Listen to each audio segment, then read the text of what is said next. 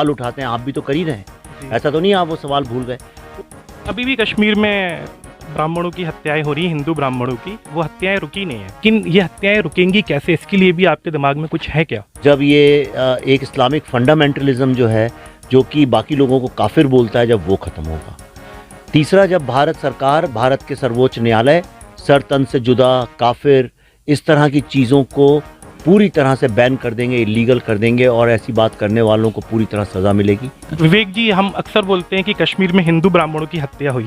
क्या हिंदू की हत्या हुई ये काफ़ी नहीं है? लेकिन जब बाकी लोग बांटते हैं समाज को, और किसी हिंदू की हत्या होती है उसका नाम भी नहीं लिखते, लेकिन अगर मुस्लिम की हो जाए तो उसका नाम लिखते हैं, और मारने वाला अगर मुस्लिम है तो उसका नाम छुपा देते हैं, मारने वाला हिंदू है तो उसका प्रचार करते हैं। ये अक्सर ये कहा जाता है कि आप जिस तरीके के संवेदनशील विषयों पर फिल्में बना पा रहे हो, उसके पीछे कहीं ना कहीं गवर्नमेंट का आपके साथ सपोर्ट है। जी, और अगर सरकारें फिल्मों को चला सकती हैं तो भारत के प्रधानमंत्री जी के ऊपर फिल्म बनी थी, नरेंद्र मोदी जी के ऊपर, वो फिल्म भी चलनी चाहिए थी। मैं वो व्यक्ति नहीं हूँ जो मैं पहले था। या आपको क्यों लगता है कि शास्त्री जी की हत्या हुई थी? आपने बोला अभी अपनी एक स्पीच में खंडवा में कि दिल्ली में शास्त्री जी का डबल मर्डर हुआ, एक बार दिल्ली में भी हुआ है। जी, उसका कहने का मतलब, एक बस अफसोस की बात यह है कि अब अपने बच्चों और अपनी पत्नी के साथ ज़्यादा ट्रैवल नहीं कर पाता हूँ। बच्चों के साथ तो मैं कार में बैठ भी नहीं पाता हूँ साथ में। जब से फिल्म आई है तब से मैं अपने बच्चों के साथ एक बार भी कार में एक साथ नहीं बैठा हूँ। अभी मैं गोवा गया था तो कोई पंजाब से पीछा करता करता मुझे केरला, लोनावाला पीछा करते करते वहाँ गोवा के बीच में पहुँच गया। फिर उसे पकड़ा पुलिस ने, उसे फिर किसी तरह से करके भेजा वापस। ये विवेक जी, अक्सर ये कहा जाता है कि आप एब्सोल्यूट एंटी कांग्रेस है, इसमें कितनी सच्चाई है? मैं हूँ, मैं इसलिए हूँ क्योंकि मैं कांग्रेस के वक्त में ही बड़ा हुआ हूँ। मैंने ये देखा कि हमने 70 साल में भारत में लोगों को सिर्फ टोपीबाजी सिखाई है। 2005 में जब आप फिल्में बना रहे थे तो 2010 तक नरेंद्र मोदी जी की सरकार नहीं थी, और तब तक आप कमर्शियल सिनेमा बनाते रहे।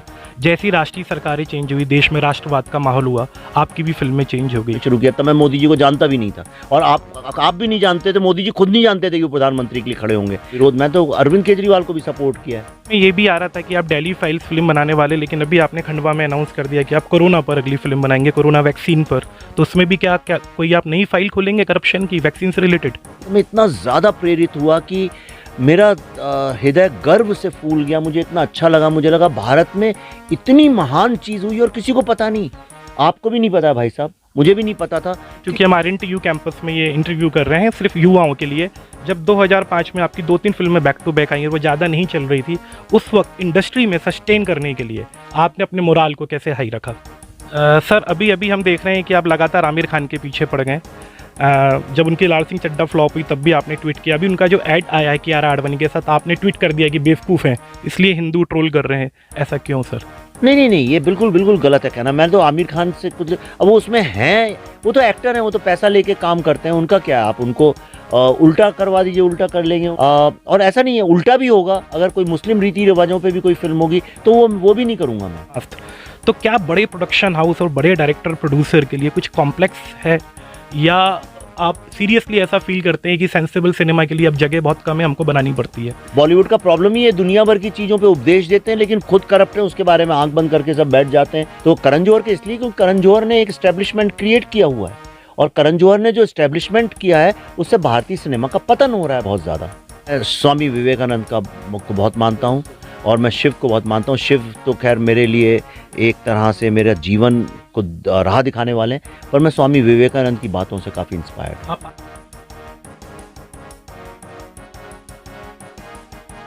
नमस्कार, मैं हूं अजय सिंह सिसोदिया और आप देख रहे हैं MP लाइव न्यूज़। आज हम जिनके साथ बैठे हैं, उन्होंने बेहद संवेदनशील विषयों पर फिल्में बनाकर समाज को झकझोरा है। तो मेरे साथ हैं मशहूर निर्माता, निर्देशक और लेखक विवेक रंजन अग्निहोत्री जी। विवेक जी, आपका बहुत बहुत स्वागत है MP लाइव न्यूज़ पर। मेरा पहला सवाल, सीधा सवाल ये है कि कश्मीर फाइल रिलीज़ हुई, बहुत बड़ी हिट हुई, काफ़ी सारे लोगों ने देखा, और पूरे देश में कश्मीरी ब्राह्मणों पर बात भी होना शुरू हो गई। अब लोग अपने अपने कामों पर वापस लग गए। तो जो जन चेतना की अलख आपने जलाई थी, वो निरंतर कैसे रहे? वो निरंतर है। देखिए, जब भी कुछ होता है उस पर बातचीत होती है, लोग उस पर सवाल उठाते हैं, आप भी तो कर ही रहे हैं। ऐसा तो नहीं आप वो सवाल भूल गए, वो रहती है। और देखिए, आप एक बार अगर रोशनी जलाते हैं कहीं पे, वो रोशनी बुझ भी जाए तो लोगों को ये तो समझ में आ जाता है कि हाँ, यहाँ रोशनी जल सकती है। और एक बार रोशनी से लोग रास्ता देख लेते हैं, वो रोशनी बुझ जाए तो उनको पता है कि अगर हम रोशनी जलाएंगे तो यहाँ रास्ता दिखेगा। तो ये चेतना जगाना, ये अवेयरनेस क्रिएट करना, मेरे ख्याल से यही इसका पर्पस था, जो हो गई है। आज विश्व, अब ये धीरे धीरे फैल रहा है, अब विश्व के कई सारे देशों में, न्यूज़पेपर्स में, मैगजीन्स में, वहाँ के पॉलिटिशियंस इसके बारे में बात करने लगे। कल मार्टिना नावरेतिलोवा जो वर्ल्ड की नंबर 1 टेनिस प्लेयर थी, कल उनको भी ये पता चल गया कि क्या हुआ है। उनने भी उसके बारे में ट्विटर में काफ़ी लिखा है, हमारे साथ भी बातचीत हुई उनकी। तो अब वो 10 लोगों से बात करेंगी, 50 से करेंगी, धीरे धीरे ये खबर फैलेगी। अभी भी कश्मीर में ब्राह्मणों की हत्याएं हो रही हैं, हिंदू ब्राह्मणों की, वो हत्याएं रुकी नहीं है। तो आप तो, हालांकि you are a story teller, अभी आपने अपने इतने अच्छे संबोधन में बोला, लेकिन ये हत्याएं रुकेंगी कैसे? इसके लिए भी आपके दिमाग में कुछ है क्या? ये रुकेंगी जब टेररिज्म ख़त्म होगा, जब ये एक इस्लामिक फंडामेंटलिज्म जो है, जो कि बाकी लोगों को काफिर बोलता है, जब वो ख़त्म होगा। तीसरा, जब भारत सरकार, भारत के सर्वोच्च न्यायालय सर तन से जुदा, काफिर, इस तरह की चीज़ों को पूरी तरह से बैन कर देंगे, इलीगल कर देंगे, और ऐसी बात करने वालों को पूरी तरह सज़ा मिलेगी। और चौथा, इसका सल्यूशन ये है कि पॉलिटिकल पार्टीज़ जो भी डायरेक्टली या इनडायरेक्टली टेररिज्म को सपोर्ट करती हैं या चुप रहती हैं, उनको इलेक्शन लड़ने से बैन कर दिया जाएगा, तभी ये रुकेगा। विवेक जी, हम अक्सर बोलते हैं कि कश्मीर में हिंदू ब्राह्मणों की हत्या हुई। क्या हिंदू की हत्या हुई ये काफ़ी नहीं है? नहीं, ऐसा कोई नहीं बोलता। देखिए, पहले कश्मीरी पंडित बोलते हैं उनको, जैसे कि अगर कहीं पे दलित लोग रहते हैं, जब उनकी हत्या होती है तो लोग बोलते हैं दलित लोगों की हत्या हुई। तब तो कोई ये सवाल नहीं उठाता है कि आपको लगता है कि जब हम पंडित बोलते हैं तो हम दायरे को संकुचित कर देते हैं? हिंदू की हत्या हुई, क्या ये काफ़ी नहीं है? तो दलित के वक्त भी यही करना चाहिए। जब एक दलित की होती है तो, बल्कि मैं तो कहूँगा ये भी क्यों करते हैं, हिंदू की हो, चाहे मुस्लिम की हो, चाहे किसी की भी हो, हमें कहना चाहिए एक भारतीय की हत्या हुई। लेकिन जब बाकी लोग बांटते हैं समाज को, और किसी हिंदू की हत्या होती है उसका नाम भी नहीं लिखते, लेकिन अगर मुस्लिम की हो जाए तो उसका नाम लिखते हैं, और मारने वाला अगर मुस्लिम है तो उसका नाम छुपा देते हैं, मारने वाला हिंदू है तो उसका प्रचार करते हैं। अगर इस तरह से पत्रकारिता ही चलेगी, इस तरह से राजनीति चलेगी, तो दूसरी पार्टी भी करेगी। पहले तो सब बोलते थे कश्मीरी पंडित, कश्मीरी पंडित। मैंने फिल्मों में, अपनी फिल्म में पंडित की जगह कश्मीरी हिंदू शब्द का इस्तेमाल किया। जी। अभी अक्सर ये कहा जाता है कि आप जिस तरीके के संवेदनशील विषयों पर फिल्में बना पा रहे हो, उसके पीछे कहीं ना कहीं गवर्नमेंट का आपके साथ सपोर्ट है। जी। क्या ऐसा है? नहीं, अगर कश्मीरी हिंदुओं के सब्जेक्ट में गवर्नमेंट का सपोर्ट है तो वो तो होना ही चाहिए। आज क्यों, 30 साल पहले होना चाहिए था। अगर देर से है तो बहुत दुर्भाग्य की बात है कि देर से क्यों हुआ। और अगर सरकारें फिल्मों को चला सकती हैं तो भारत के प्रधानमंत्री जी के ऊपर फिल्म बनी थी, नरेंद्र मोदी जी के ऊपर, वो फिल्म भी चलनी चाहिए थी। पृथ्वीराज फिल्म आई, उसको भी चलना चाहिए था। फिर तो फिल्में ऐसे नहीं चलती हैं भाई साहब, ये लोगों की गलत फहमी है। और ये फिल्म जो है, ये तो रिलीज़ के पहले ही बहुत ज़्यादा चल गई थी, और उसके बाद तो सिर्फ एक औपचारिकता बची हुई थी।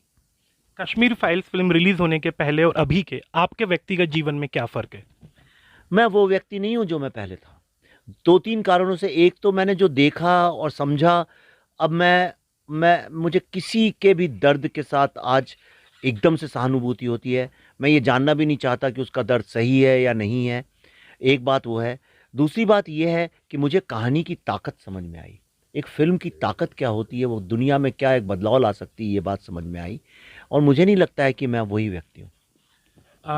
अभी आपकी किताब आई है लाल बहादुर शास्त्री जी पर, मृत्यु या हत्या। आपको क्यों लगता है कि शास्त्री जी की हत्या हुई थी?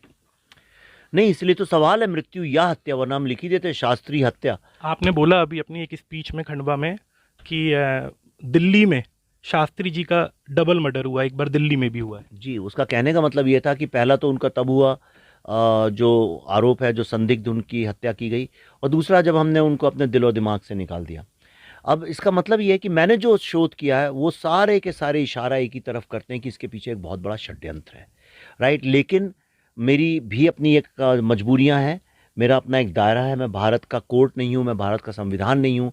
मेरे लिए ये कह देना कि नहीं नहीं साहब वो तो हत्या ही थी, ये अपने आप में एक बहुत गैर जिम्मेदाराना बात होगी। मैं राजनीतिज्ञ नहीं हूँ, मैं एक फिल्म मेकर हूँ। इसलिए मैंने ये सवाल उठाया है एज अ क्रिएटिव पर्सन। अब इस सवाल का जवाब देने की जिम्मेदारी किसी और के ऊपर है। अक्सर ये मीडिया में छपता रहा कि जब कश्मीर फाइल रिलीज़ हुई तो आपको काफ़ी लाइफ थ्रेट मिले, और बहुत सारे लोग ऐसे पकड़े गए जिनके टारगेट पे कहीं ना कहीं आप थे। तो जब ये सारी चीज़ें आपके परिवार तक पहुंचती, स्पेशली पल्लवी जी तक जो कि आपकी धर्मपत्नी है, उस वक्त उनका क्या रुझान होता है? नहीं, अब वो तो परिवार है, इसीलिए तो परिवार बोलते हैं, ताकि उन्हें मेरी चिंता हो। जिनको चिंता नहीं है वो परिवार नहीं, जिसको आपकी चिंता है वो परिवार है, जो आपकी केयर करता है, परवाह करता क्या वो है। आपको रोकती हैं ऐसी नहीं, पल्लवी मुझे कभी नहीं सेंसिटिव रोकते, इशू पर काम करने के लिए? नहीं, उनने आज तक नहीं रोका। मेरे बच्चे भी नहीं रोकते हैं। लेकिन एक बस अफसोस की बात यह है कि अब अपने बच्चों और अपनी पत्नी के साथ ज़्यादा ट्रैवल नहीं कर पाता हूँ। बच्चों के साथ तो मैं कार में बैठ भी नहीं पाता हूँ साथ में। जब से फिल्म आई है तब से मैं अपने बच्चों के साथ एक बार भी कार में एक साथ नहीं बैठा हूँ। ये एक बहुत बड़ी एक समस्या है, बाहर नहीं जा सकता हूँ। अभी मैं गोवा गया था तो कोई पंजाब से पीछा करता करता मुझे केरला लोनावाला पीछा करते करते वहाँ गोवा के बीच पे पहुँच गया। फिर उसे पकड़ा पुलिस ने, उसे फिर किसी तरह से करके भेजा वापस। तो ये सब समस्याएं हैं। और ये दुर्भाग्य की बात है कि इस देश में अपने ही लोगों के बारे में फिल्म बनाने पे धमकियाँ मिलती हैं और आप हेल्पलेस फील करते हैं, इसीलिए कोई फिल्म बनाता नहीं है।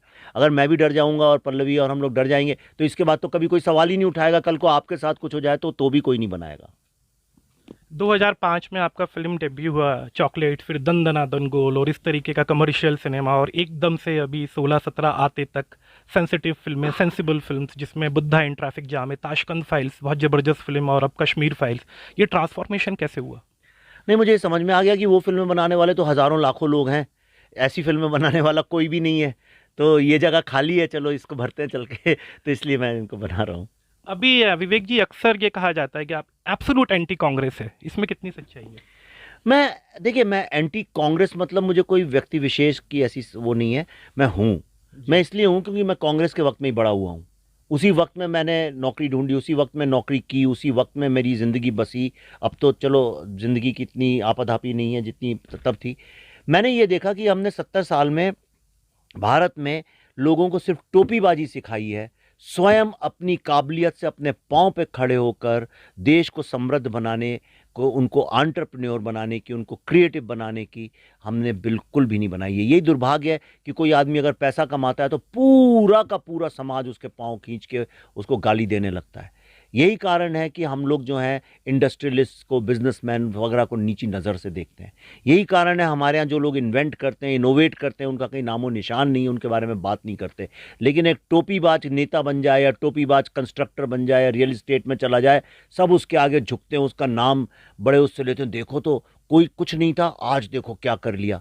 अरे, चोरी चपाटी के लोगों को हम सेलिब्रेट करते हैं इस देश में, इसलिए मैं कांग्रेस के खिलाफ। 2005 में जब आप फिल्में बना रहे थे तो 2010 तक नरेंद्र मोदी जी की सरकार नहीं थी, और तब तक आप कमर्शियल सिनेमा बनाते रहे। जैसी राष्ट्रीय सरकारें चेंज हुई, देश में राष्ट्रवाद का माहौल हुआ, आपकी भी फिल्में चेंज हो गई। इसको कोरिलेट कर सकते हैं क्या हम? नहीं, ये बिल्कुल गलत है, आपने रिसर्च नहीं किया। मेरी बुद्धा है ना ट्रैफिक जैम 2010 में बनी थी। अर्बन नक्सल्स की बात मैंने 2010 में की थी, जी। राइट। और जो ये ताशकंद फाइल्स है उसके रिसर्च का काम 2013 में शुरू किया। तब मैं मोदी जी को जानता भी नहीं था, और आप भी नहीं जानते थे, मोदी जी खुद नहीं जानते थे कि वो प्रधानमंत्री के लिए खड़े होंगे। तो ये सब मैं क्यों करता अगर मेरा कुछ इससे लेना देना होता। जो भी फिल्म कोइंसिडेंस है, देखिए कोइंसिडेंस है। कई बार ऐसा है कि धरती में चीज़ें इस तरह से ग्रह बनते हैं कि वो कभी आपके साथ हो जाते हैं, कभी आपके विरुद्ध हो जाते हैं। इतने सालों से जब मैं कांग्रेस के बारे में करता था और विरोध, मैं तो अरविंद केजरीवाल को भी सपोर्ट किया है।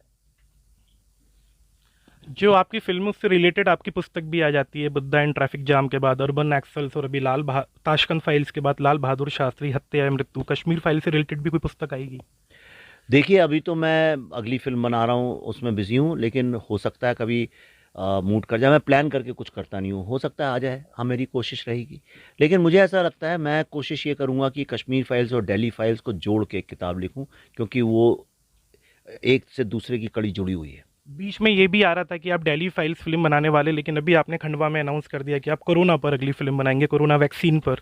तो उसमें भी क्या क्या कोई आप नई फाइल खोलेंगे करप्शन की, वैक्सीन से रिलेटेड? अब वो तो वक्त बताएगा, अभी बहुत जल्दी आपको पता चलेगा। लेकिन मैं इतना ज़्यादा प्रेरित हुआ इस कहानी से, मैं इतना ज़्यादा प्रेरित हुआ कि मेरा हृदय गर्व से फूल गया। मुझे इतना अच्छा लगा, मुझे लगा भारत में इतनी महान चीज़ हुई और किसी को पता नहीं। आपको भी नहीं पता भाई साहब, मुझे भी नहीं पता था, किसी को नहीं पता है। तो मैंने कहा ये मेरा कर्तव्य है कि मैं ये बात लोगों तक ले जाऊं। और चूंकि दिल्ली फाइल्स में लंबा रिसर्च है, पहले से ही डिसाइडेड था 2024 में आएगी दिल्ली फाइल्स, तो 2024 में ही आएगी। तो मेरे पास अभी वक्त था, तो मैंने कहा इस वक्त में ही फिल्म बनाता हूँ। अभी आपको 3 बड़े सम्मान मिले हैं, 2019 में राष्ट्रीय फिल्म पुरस्कार, और अभी राष्ट्रीय किशोर सम्मान, और बुद्धा इन ट्रैफिक जाम के लिए इंडोनेशिया में। तीनों पुरस्कार लेते टाइम आपकी मनोदशा अलग अलग थी? मुझे जितना अच्छा किशोर कुमार राष्ट्रीय पुरस्कार लेने में मिला, उससे अच्छा मुझे कुछ नहीं लगा। वो ऐसा है कि आपको दुनिया भर के लोग जो हैं आपकी तारीफ़ करें, लेकिन जिस दिन आपके गांव वाले आपकी तारीफ़ करते हैं उस दिन लगता है हम सार्थक हो गए। आप पूरी दुनिया में झंडे गाड़ आइए, लेकिन अगर गांव वाले आपके जो हैं पड़ोसी, आपके बचपन का दोस्त, तो किशोर कुमार और खंडवा मेरे लिए वही गांव वाले हैं। जब वहाँ से मिला तो दिल खुश हो गया। एक सवाल, चूंकि हम RNTU कैंपस में ये इंटरव्यू कर रहे हैं सिर्फ युवाओं के लिए, जब 2005 में आपकी 2-3 फिल्में बैक टू बैक आई और वो ज़्यादा नहीं चल रही थी, उस वक्त इंडस्ट्री में सस्टेन करने के लिए आपने अपने मोराल को कैसे हाई रखा? मुझे हमेशा एक भरोसा रहता है कि जब कुछ नहीं होगा तो वापस भोपाल आ जाऊंगा या पढ़ाने लगूंगा। ये मुझे इसलिए भरोसा है, या इतने सारे कॉलेज और यूनिवर्सिटीज़ हैं, यहीं आ जाऊंगा। रवि क्यों भाई साहब, हो जाएगा ना। तो कुछ नहीं होगा तो मैं आके पढ़ाने लगूंगा। ये इतना तो मेरे पास ज्ञान है और क्षमता है कि मैं पढ़ा तो सकता हूँ। सर, अभी अभी हम देख रहे हैं कि आप लगातार आमिर खान के पीछे पड़ गए। जब उनकी लाल सिंह चड्ढा फ्लॉप हुई तब भी आपने ट्वीट किया। अभी उनका जो ऐड आया है कियारा आडवाणी के साथ, आपने ट्वीट कर दिया कि बेवकूफ़ हैं इसलिए हिंदू ट्रोल कर रहे हैं। ऐसा क्यों सर? नहीं नहीं नहीं, ये बिल्कुल बिल्कुल गलत है कहना। मैं तो आमिर खान से कुछ, अब वो उसमें हैं, वो तो एक्टर हैं, वो तो पैसा लेके काम करते हैं। उनका क्या है, आप उनको उल्टा करवा दीजिए, उल्टा कर लेंगे। उनको आप राजा बना दीजिए, रंग बना दीजिए, पुलिस इंस्पेक्टर बना दीजिए, चोर बना दीजिए, वो तो पैसा लेके करते हैं, उनकी बात नहीं। मैंने उनका शब्द भी नाम तक नहीं लिखा, मैंने कभी उनके बारे में जिक्र भी नहीं किया। ये उनकी सोच है कि वो कितनी जिम्मेदारी महसूस करते हैं। अगर मैं होता तो शायद वो ऐड नहीं करता, राइट। लेकिन उनने किया, वो उनकी है। और ऐसा नहीं है, उल्टा भी होगा। अगर कोई मुस्लिम रीति रिवाजों पे भी कोई फिल्म होगी तो वो भी नहीं करूँगा मैं। मुझे ऐसा लगता है कि मुझ में ये क्षमता नहीं है, मेरे पास इतना ज्ञान नहीं है कि मैं जो हज़ारों सालों से कोई सामाजिक परंपराएं चली आ रही हैं उसको मैं एक 30 सेकंड के ऐड से बदल दूं। मैंने सिर्फ ये लिखा था कि वो जो बैंक है वो बैंकिंग के करप्शन को पहले ठीक करे, बाद में समाज की व्यवस्था ठीक करने पर लगे। बेवकूफ़ भी लिखा आखिरी में। हाँ, मैंने कहा ऐसी बेवकूफ़ी की ऐड बनाते हो फिर कहते हो हिंदू लोग ट्रोल कर रहे हैं। क्यों नहीं करेंगे भाई? जी। करेंगे, बिल्कुल करेंगे। अगर तुम किसी की बहू बेटी को छेड़ोगे जाके तो उसका भाई रिएक्ट करेगा। अक्सर आपकी स्पीचेस में आता है कि मेरी फिल्म कम जगह रिलीज़ हुई है, हमने लोगों को जाकर दिखाया, और जो बड़ी फिल्में आ रही है, अभी आपने अपनी स्पीच में बोला कि करण जौहर की ब्रह्मास्त्र। तो क्या बड़े प्रोडक्शन हाउस और बड़े डायरेक्टर प्रोड्यूसर के लिए कुछ कॉम्प्लेक्स है, या आप सीरियसली ऐसा फील करते हैं कि सेंसिबल सिनेमा के लिए अब जगह बहुत कम है, हमको बनानी पड़ती है? नहीं, देखिए, जमींदार के खिलाफ आवाज़ उठाने में कोई कॉम्प्लेक्स नहीं है और ना होना चाहिए। जो ऑप्रेसर है उसके खिलाफ आवाज़ उठाने में क्या गलत बात है? भारत का संविधान आपको इसकी वो करता है, और ये इंसान का धर्म है कि जो इस्टेब्लिशमेंट है उसके खिलाफ आवाज़ उठाओ। और मेरा ये है कि जिस इस्टेब्लिशमेंट में काम करता हूँ, जहाँ से मेरी रोजी रोटी आती है, मैं उस इस्टेब्लिशमेंट के खिलाफ आवाज़ उठाऊँ, बाद में किसी और के। बॉलीवुड का प्रॉब्लम ही है, दुनिया भर की चीज़ों पे उपदेश देते हैं लेकिन खुद करप्ट हैं, उसके बारे में आंख बंद करके सब बैठ जाते हैं, भाई भतीजावाद लगा देते हैं। तो करण जौहर के इसलिए क्योंकि करण जौहर ने एक इस्टेब्लिशमेंट क्रिएट किया हुआ है, और करण जौहर ने जो इस्टेब्लिशमेंट किया है उससे भारतीय सिनेमा का पतन हो रहा है बहुत ज़्यादा। अभी आपने RNTU की मास्टरमाइंड क्लास में अभी आपने बोला कि हमेशा अपने सपनों को फॉलो करें, किसी दूसरे के सपनों को फॉलो ना करें। जब कोई एम्प्लॉय कहीं नौकरी करता है तो वो इसलिए नौकरी करता है कि अपने परिवार के सपने पूरे कर सके। तो इस केस में कॉन्फ्लिक्ट लगता है क्या आपको? नहीं, ये देखिए, ये एक बना दिया गया है ऐसा कि परिवार के सपने, कोई किसी के सपने पूरे नहीं कर सकता। आदमी अपने ही नहीं सपने पूरे कर सकता, परिवार के कैसे करेगा?